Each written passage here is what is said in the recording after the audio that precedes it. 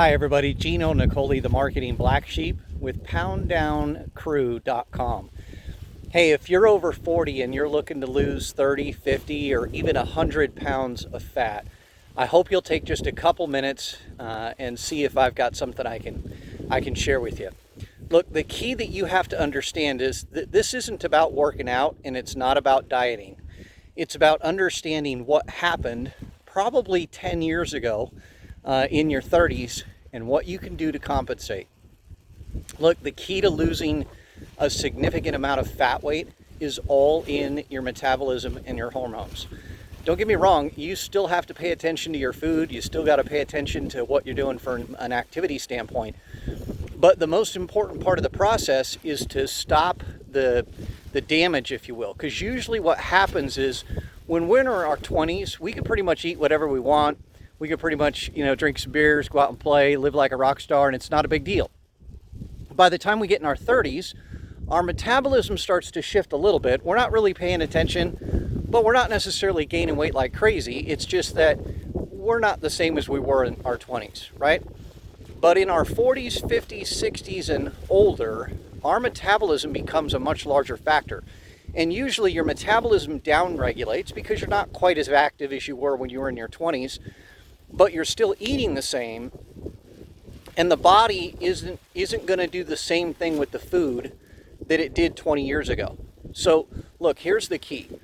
The key is to not make such drastic changes that you put the body in a state of shock, because then you're going to jack your cortisol levels all out of control. And when you do that, it makes it really difficult for your body to play along with you, because cortisol is a hormone that basically blocks insulin, makes your insulin less effective, and signals the body to store fat instead of burning fat. Okay, the direct opposite of what we want, right? So start with this. Activity-wise, when you're doing whatever activities that you're going to do, you don't want your heart rate to be above about 40 to 50% of your VO2 max. What's your VO2 max, right? Well, there's a mathematical equation you could do to figure it out, but I'll make it easy for you. If you're able to have a winded conversation with somebody while you're doing activity, you're probably about as far out in the heart rate as you want to be, okay?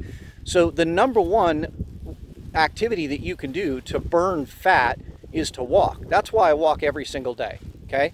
But you don't have to do it every day, but you got to get out there and walk, because it's probably the single greatest activity you could do. Now, the second greatest fat burning activity that you could do would be resistance activities. And to be honest with you, all that gym equipment and gym memberships and hours in the gym, totally unnecessary, okay?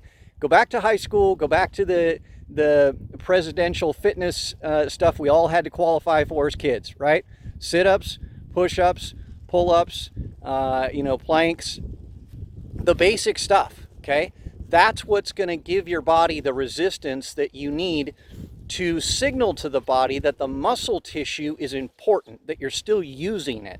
So it can't use it as fuel. Believe it or not, it's easier for your body to burn glycogen and to actually tap your muscles, muscle tissue that you're not using, and convert that to fuel than it is for your body to go after fat. Now, your body's always going to burn some amounts of fat, assuming that you're in a caloric deficit or that you're at least at a maintenance level.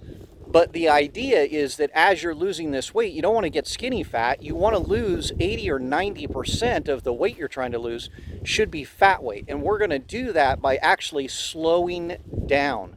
Everybody's in such a race. It took us 20 or 30 years to put on the weight, but we all want to take it off in like 30 days.